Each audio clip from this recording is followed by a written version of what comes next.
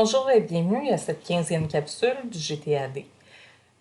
Dans cette capsule, on vous fera une démonstration du pré-réseau, mais le pré-réseau vu par les usagers des communautés universitaires BUQ. Donc, pour les fins de cette capsule, nous allons utiliser la sandbox de l'UQTR parce qu'elle est parfaitement configurée pour bien répondre au pré-réseau. Donc voilà,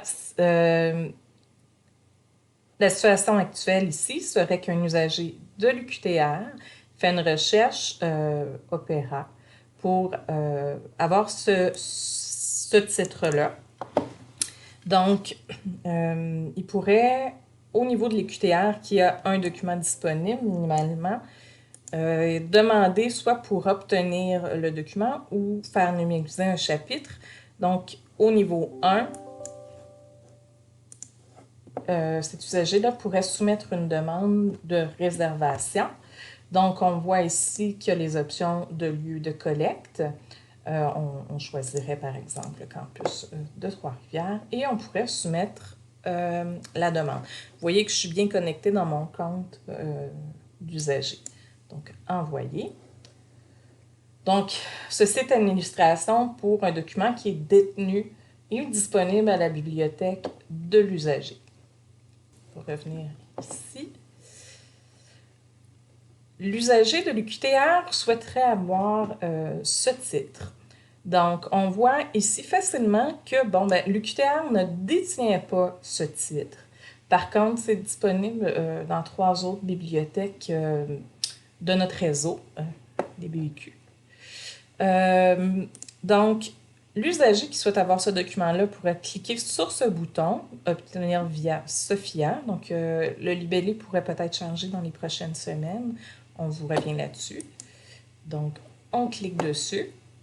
Et là, on voit que les options de récupération sont encore là. Donc, on dit je veux quand même le récupérer à Trois-Rivières. On voit ici qu'au niveau du réseau, donc le pré-réseau, c'est vraiment une demande de pré-réseau, seules les succursales de la bibliothèque de l'usager apparaissent ici. Donc, on peut pas...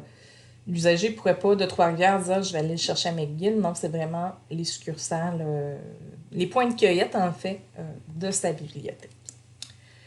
Donc, on le soumet. Et vous voyez, ça a fonctionné. Et dans un troisième cas, ici, donc ce n'est plus du pré-réseau, ce serait vraiment pour soumettre une demande qu'on voit ici qu'aucune bibliothèque dans le réseau ne détient, donc ce titre-là. Donc, quand il cliquerait sur le bouton l'enverrait plutôt vers le formulaire de PEB. Celui que vous voyez à l'écran est le formulaire TIPASA, mais actuellement, là, en date du 4 mai, ce sera le formulaire VDX Colombo là, qui va afficher.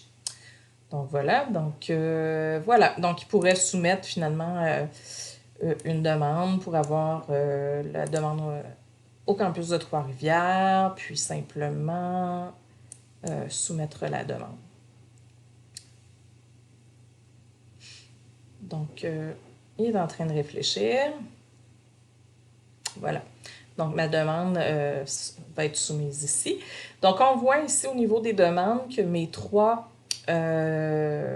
demandes sont dans le système et qu'on pourra... que je pourrais y accéder prochainement. Donc, si on va dans l'interface de l'UQTR, donc on est dans le dossier de prêt que j'ai à l'UQTR comme communauté universitaire. Si on va au niveau des réservations, on va voir finalement qu'on a les 2 demandes au niveau soit local ou soit réseau et qu'elles sont dans l'attente que quelqu'un puisse les combler.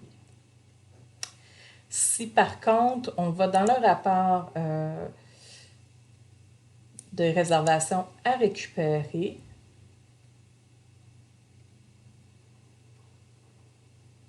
on voit ici que la demande qui était au niveau de l'UQTR, donc la demande au niveau local est bien dans la liste de récupération de Trois-Rivières.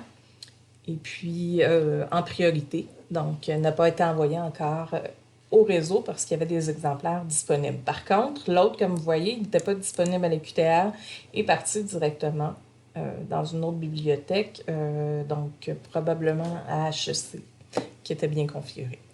Voilà, donc ça fait un petit tour, un aperçu de comment les usagers auront accès au pré-réseau en date du 4 mai. J'espère que cette capsule vous a été utile. Merci.